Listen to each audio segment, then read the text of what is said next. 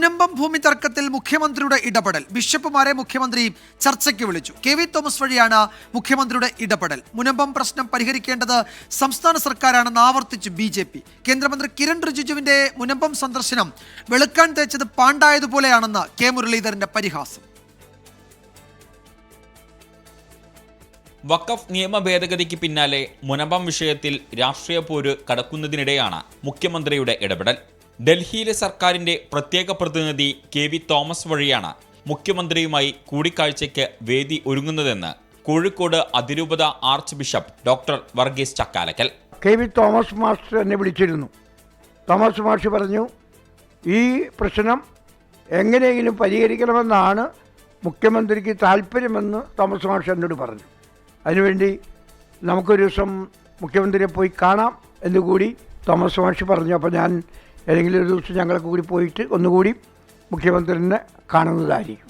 എന്നാൽ വിഷയത്തിൽ ചർച്ച ചെയ്ത് പരിഹാരം വൈകിപ്പിക്കാമല്ലോ എന്നായിരുന്നു കുഞ്ഞാലിക്കുട്ടിയുടെ പരിഹാസം. ചർച്ച എന്ന് പറഞ്ഞ അനന്തമായി നീട്ടാവുന്ന മറ്റൊരു വഴിയും ആണല്ലോ, അതായിരിക്കും. അല്ലെങ്കിൽ ഇതിനകം തന്നെ തീരുമാനിക്കാമായിരുന്നു. അതിനിടെ മുനമ്പം നിവാസികൾക്ക് നീതി നൽകേണ്ടത് സംസ്ഥാന സർക്കാരാണെന്ന നിലപാട് ആവർത്തിച്ച് BJP നേതാവ് കുമ്മനം രാജശേഖരൻ.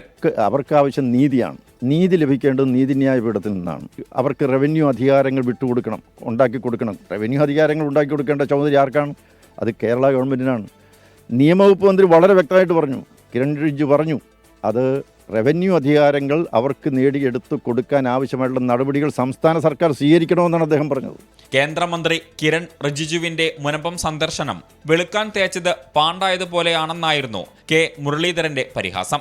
മുനമ്പം പ്രശ്നം സമാധാനപരമായി പരിഹരിക്കാനുള്ള ശ്രമത്തെ തടസ്സപ്പെടുത്താനുള്ള ഇടപെടലാണ് ചിലർ നടത്തുന്നതെന്ന് CPIM സംസ്ഥാന സെക്രട്ടറി MV ഗോവിന്ദൻ കുറ്റപ്പെടുത്തി. വിവിധ ബ്യൂറോകൾക്കൊപ്പം 24 കോഴിക്കോട്.